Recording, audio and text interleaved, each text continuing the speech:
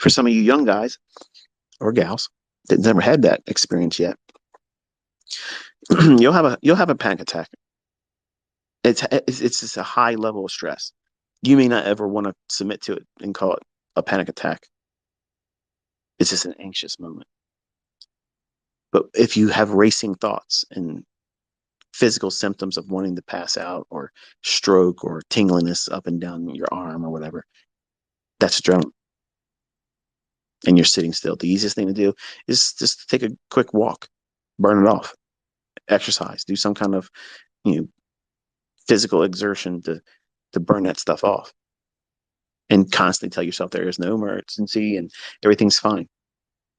And you self-talk yourself down from that, which is the reason why I teach you to self-talk in your journal. Don't invite that negative stuff, because if you bring the negative stuff in there, what you're doing is you're saying, I'm pursuing right. And right is not the goal here. Consistently profitable. And if you're only framing that in the context of right only,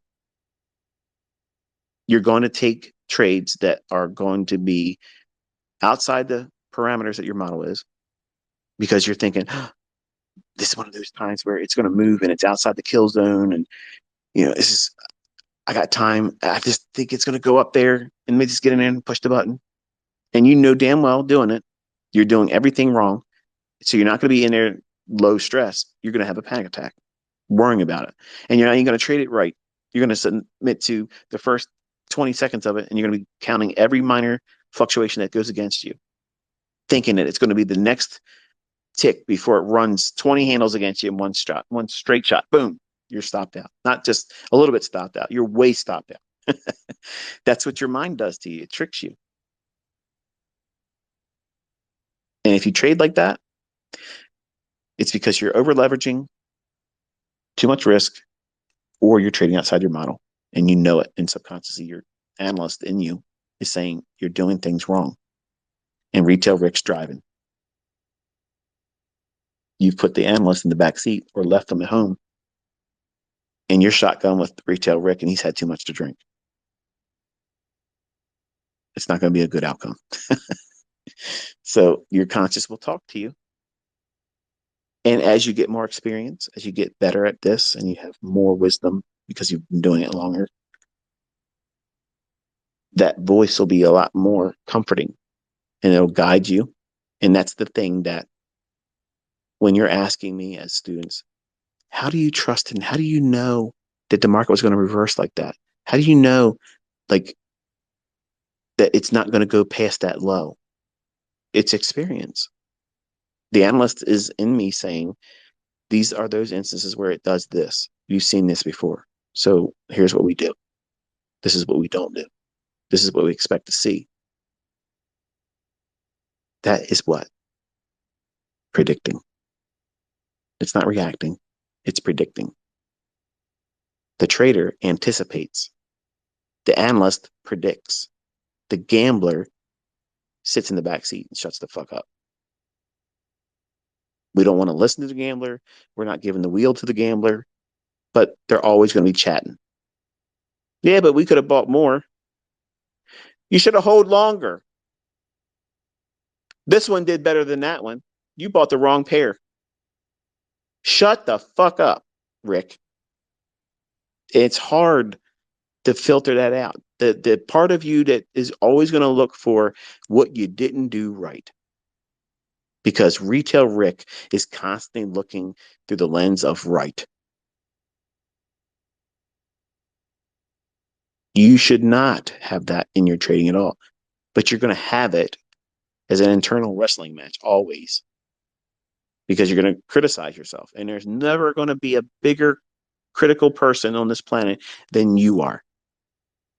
Nobody could troll ICT harder than I troll myself. When I don't do what I'm supposed to do, I live that shit for years. Maybe it's not that way for you, but it's human nature for us to be judgmental with ourselves. And sometimes with mental illnesses, it can manifest itself in very toxic ways, either inwardly or outwardly. So it's important that you constantly be reminded that we're not pursuing being right, okay? It really is impactful when you go into your trading day, giving yourself permission to not be perfect. If you're wrong, it doesn't mean that it's a failure. It just means you're wrong. And you can be wrong and make money. That's what a sound model does. How can you be wrong? How can you be wrong and make money? Partials. They work every fucking time. There has never been a partial that was taken in a trade that did not yield a gain or profit. It cannot happen. A partial profit is profitable. And you take that when it offers it to you.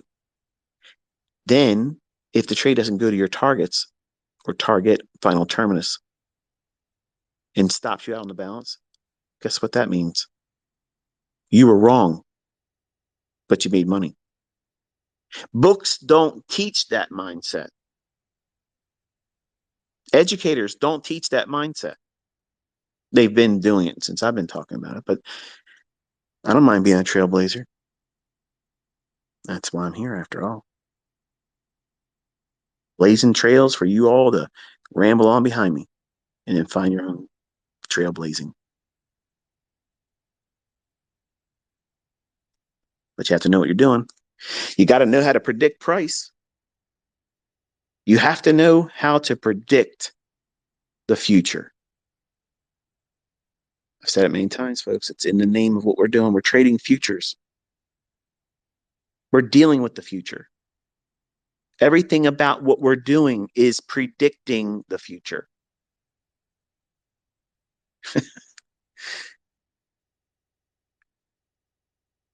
But when you don't understand how to predict with a great deal of consistency what the future is likely to do, then I guess it makes sense for someone to have the mindset that your job is not to predict the future because we don't know how to do that.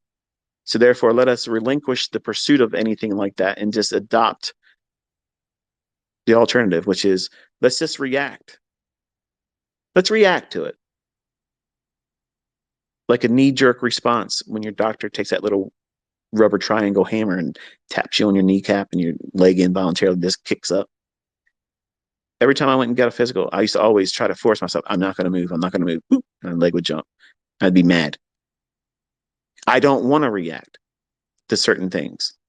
And unfortunately, because I'm bipolar, many times I'll react to shit that I don't realize I'm reacting to until I'm already revved up. And nobody can talk me out of it. They can't talk me down. It's just got to do its thing. But in trading, it's the only thing in my life that has been a means of talking, engaging, and being able to be the closest thing to normal that I can imagine as someone as a bipolar person. It's very difficult for me to stay balanced for a long period of time. And if I'm watching price action, all of my focus, all of my attention is on these fluctuations inside these candlesticks. And if I'm talking and providing a narrative in my mind, when I'm doing the live stream, like the live sessions, I'm talking to you about it, I'm literally talking out loud the things that I'm thinking. Like that's exactly what it's like in my head. Look at the Twitter spaces. I don't shut the fuck up, except for catching my breath once in a while. That's what it's like in my head. Nonstop, every waking conscious moment, my mind is constantly going. There's never a period of quietness unless I'm meditating and I'm only able to wrestle with 3 or 4 things then, not 500 of them all at one time. So price allows me that beautiful distraction and my attention is there. And I'm literally talking to myself internally the very way you hear me talking over the charts when I'm doing the live streams. I'm just saying it vocally. I'm audibly making it come out of my mouth, whereas it's just in my head. I'm saying everything just like that nonstop. I'm looking for this to do this. I want this price to be here. I don't want it to go past this candle here. It can touch that. That is reading the tape. That's why I call it that. You don't need a depth of market. That's not reading the tape. That's looking at a gimmick. I'm looking at price. I'm reading price. I'm reading the minds of everybody out there looking at that same chart. Like Dr. Xavier, he goes in there and puts his little helmet on. He can get out there and get in everybody's head. That's what ICT's doing. When he's watching his 1 minute candles, I'm in all your heads. I'm the ghost in the machine. I'm in there hijacking shit. I'm in there overriding retail logic and being on the other side of what they're trying to do. I know what they're thinking when they're thinking it. I know where they're placing their stops. I know why they're going to move their stops, when they're going to move their stops, what they're hoping to see in terms of where price is going to go. As much as they don't want to say they're trying to predict price, they may not say it in the circles they hang around in, but they're trying to predict price. And I know what they want to see in price. And when I see what I know is likely to happen, and it's wrestling with that logic that they're holding on to, hoping with gimmicks and bullshit, I have a high probability trade. That's the ones I tweet. That's why they work. The things I tweet, those instances are exactly the very moment when retail logic is arm wrestling what I teach you. And it's losing. My shit works. That's why the things I tweet pan out. I don't just go out and tweet whatever comes to mind. I'm waiting for that moment where I have most of the things I like to see in my favor. And then it goes the script.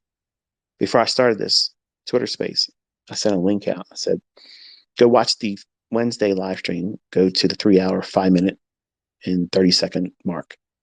And you'll hear me outline where I was saying, people ask, why don't you explain to us what makes you see a trade or when a trade isn't good for you?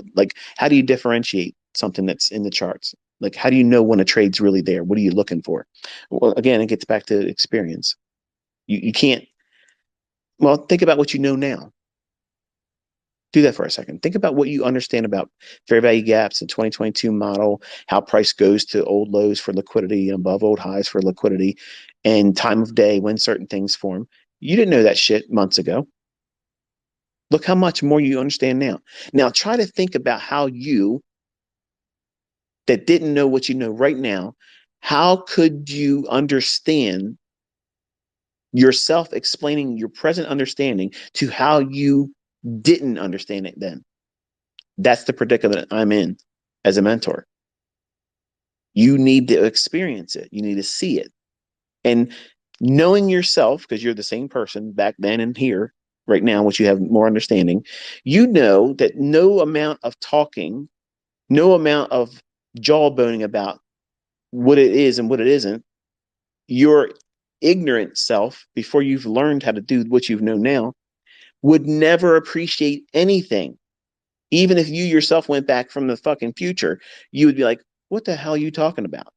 Because you weren't there day after day, week after week, for now, a couple months now, seeing it explained before it happens. You can't take that experience and articulate it. Words aren't going to reach far enough. It's because you have experience. So that's what I mean when I say, when certain questions are asked, how do you this and how do you do that? Experience, 30 years. And you're getting that experience every time that we spend time together. When you're looking at your own chart studying, you're getting that experience. You don't realize it. It feels so not infant, but it feels so insignificant right now because it's early in your development. Every time a baby tries to start to stand up, it hasn't been able to even stand on its own yet, but it tries to stand up and it falls over. Every little time it does that, it's incremental experience. And finally, one day you come home from work and your kid can walk around. It just happens like that. But it didn't just get up out of the womb and start running around. It's incremental. But you have to have patience. But you're not going to Learn it fast. It doesn't happen that way. But the best way of doing it is seeing me explain it real time. And there is no gaming of TradingView when you're calling it real time every minute. Sorry. When you record your trades, entry, placement, management, there is no gaming that. It's what it is. The last 2 days, even though I wasn't with you all, early in the morning before the morning session, because I was running around in the banks and such, um, I spent time with my older students and I was calling the market with them, and they watched, the markets pan out to script there too. I mean, they're used to it. I mean, when I used to teach every single day for them, they would see those types of things on a daily chart, the hourly chart, and 15-minute chart, and 5-minute chart. You all have been conditioned to expect that now from these concepts because I've been doing it with you all since last year. In November, all that stuff stops, and you'll have to depend on your own time and energy put into this. But by then, you'll know what you're supposed to be doing. You'll know what to go in and practice your drills with. And I practice still. I know how to do this, but I still practice. I take myself into events like non-farm payroll and I study where do I think that the liquidity is for this. On the CPI number, I told you the boundaries of how far that we're going to reach for liquidity for CPI. And it dropped like immediate right down to the sell side. Went one tick into the level beyond it, lower, and then right on up. Pretty neat. That's the game I like to play with price action. When I know I don't want to trade it, I want to see how will my algorithm reach for price action.